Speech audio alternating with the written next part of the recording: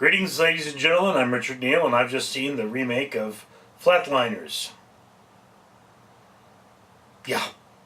This is a story about medical students who decide to stop their hearts in order to find out what exists in the hereafter. And then crazy ensues because we need a movie.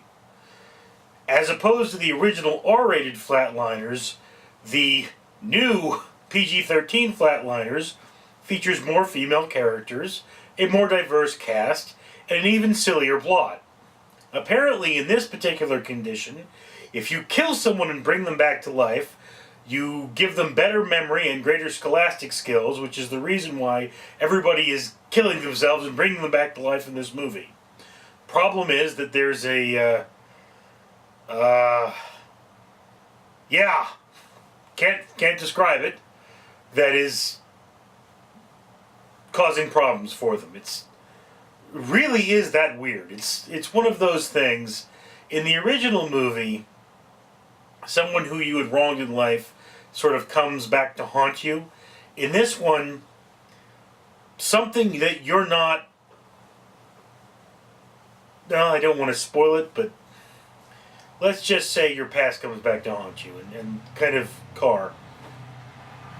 I really need a sound room. Anyway, that's the thing about this movie, is it stays pretty mid-ground on whether the supernatural exists or not. I will say that there is something of an anti-abortion sentiment in this movie. I don't feel that detracts from the film or adds to it. It's just there. I'm just going to put that out there. But one of the things about this film is they definitely tried to make Ellen Page sexy. And Ellen there, as cute as she is, she still kind of looks 12, even though she's 30. So I don't care what kind of great abs a 12-year-old has. That's not sexy. That's kind of, a little of that's like, okay guys, I know what you're doing with the camera angles here. You're really trying to ramp up the sexy on Ellen Page.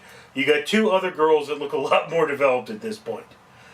I mean, hey, just saying there, I know what you're doing and it's not really working. Because she's a cute girl, but she still just looks like a girl. Maybe if I met her in real life, she wouldn't seem so young, but she just seems way too young. And I know she's 30, I looked it up. Now there's a James Norton, I believe it is. Yes, Norton in this film. And James Norton looks like what would happen if you left Michael Buckley out in the sun too long. And he is supposed to be a wolf. He's a total ladies' man, getting with all the girls, and you don't believe it because he really seems gay. And you're like, dude, are you bi? Do you just seem like that? Because I don't believe you as a strict heterosexual. I just don't buy it. So that was kind of a lack of good acting on that part. I mean, dude, seriously, we're okay with gay characters. It's the early 2000s. We should have evolved past the point where this is a thing. But you're a character that appears to be gay, wears pink shirts and all that, but is a real ladies' man. So that didn't jive. And I wasn't the only person that noticed this. There were other people in the theater after the film who even commented, like, what's that gay dude doing chasing the ladies? He's obviously gay. So that was a major detractor, really. And then Kiefer Sutherland is in this movie, and he's the only holdover from the original film. But I checked. He's definitely playing a different character. He's hardly in the movie. His performance is probably the best of the film, despite the fact that he is a reoccurring character but hardly in the movie. But he does not play the doctor or doctor-to-be that he was in the original film. He's playing a completely separate character who happens to be a doctor. So I guess that was kind of just pandering to the fans of the original there. It's not a bad thing. I mean, I can't say that Sutherland's performance is bad. It definitely adds to the movie. It's definitely a good point. But the fact that he was in the original film does not add anything to me. I mean, I recognize the fact that he was in there.